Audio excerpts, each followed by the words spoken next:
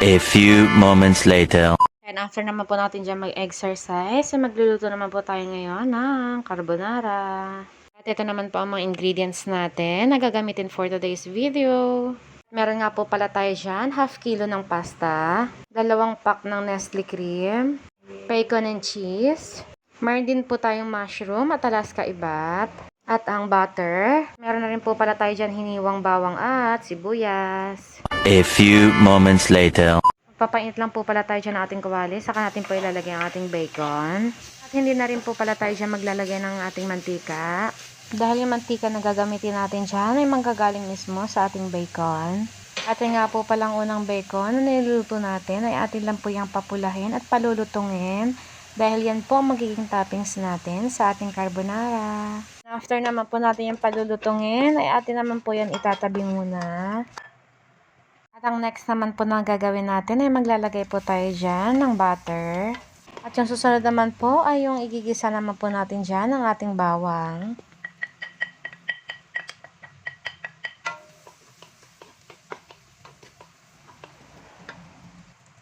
Ang next naman ay ang sibuyas.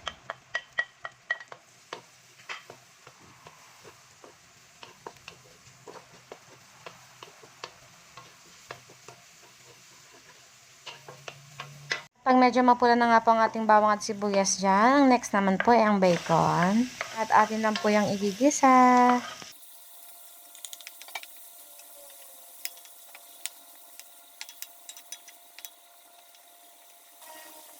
Maglalagay na rin po tayo dyan ng ating pork cubes.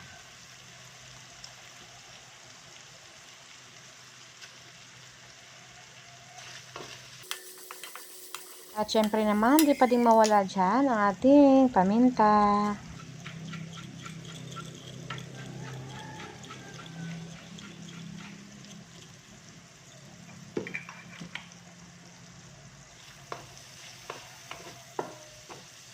At maglalagay na rin po pala tayo dyan ng ating oregano powder.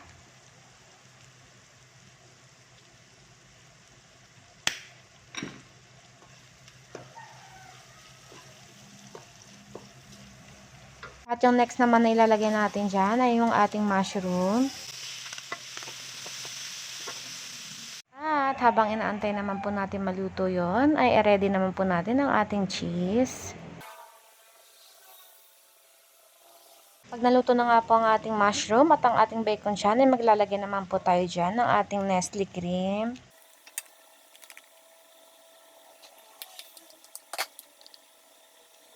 At 2 pack nga po pala ng Nestle cream ang ating ilalagay dyan. At para naman maging creamy.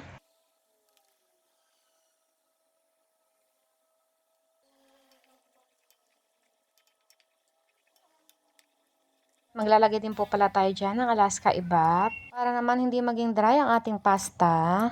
Pwede nga rin po pala kayo dyan maglagay ng fresh milk. Next naman na ilalagay natin dyan ay ang ating keso. Para naman lalong sumarap ang ating carbonara.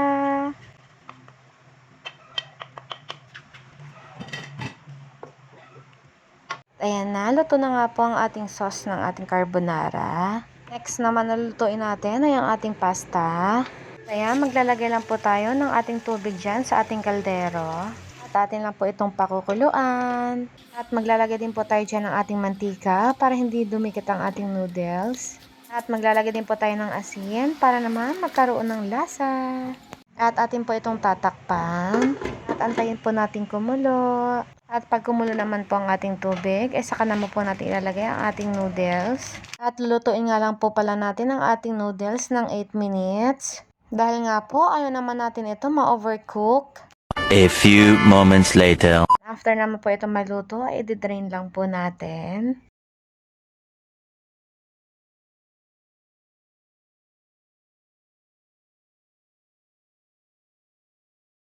At atin na pong ihalo ang mga pasta sa sauce. At saktong-sakto nga lang po pala yung sauce na ginawa natin. Para po dun sa half kilo ng ating noodles. At ayan na ang ating carbonara for today's video.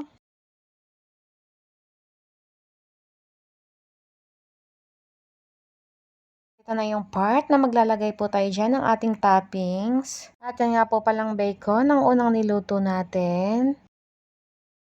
At ayan na ang ating final look ng ating carbonara.